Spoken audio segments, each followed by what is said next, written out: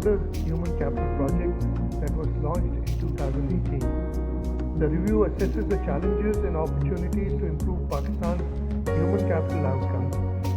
Several priority outcomes that require improvement, including early childhood development, child malnutrition, out-of-school children, learning poverty, and labor market outcomes of the poor, are analyzed to inform human capital development policies. The Human Capital Review shows that Pakistan can realize substantial economic growth by bringing its population growth under control, investing more in the supply and quality of health and education, and bringing women in the labor force. For example, if Pakistan invests in human capital at the level of its aspirational peers while ensuring its full utilization over the next 25 years to 2047, the 100th anniversary of its founding, its GDP per capita could grow 8 times more than under business as usual. Unprecedented shocks like COVID-19 pandemic and the devastating floods of 2022 have exacerbated the human capital challenges faced by the country and reversed several human capital gains that were made in the past years. The Human Capital Index in Pakistan is 0.41, which is indicative of subpar human development outcomes of the country. There is immense potential to synergize efforts and undertake substantial investments centered on human capital enhancement for improved outcomes. Government of Sindh took several initiatives to tackle the COVID-19 pandemic.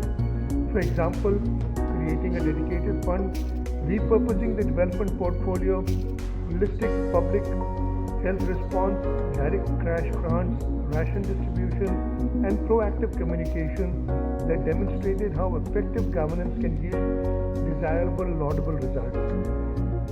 For livelihood generation, the Government of Sindh has initiated the Cash for Work grants for about 900,000 people for providing alternate short to medium term employment opportunities to the local communities, especially the affected population. Through direct and indirect employment in the post-flood rehabilitation works, about 1.16 million jobs will be created as per conservative estimates.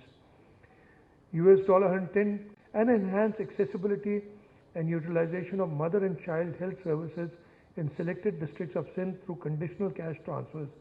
The program is expected to benefit 1.3 million mothers and children. The Government of Sindh has been undertaking several other human development focused flagship initiatives for years, like its multi-pronged poverty reduction, positive multiplier effects on our socio-economic sectors in the future. I reiterate my appreciation for the World Bank team for organizing this important dissemination event to foster meaningful discussions on human development issues and opportunities for Pakistan, especially Sindh.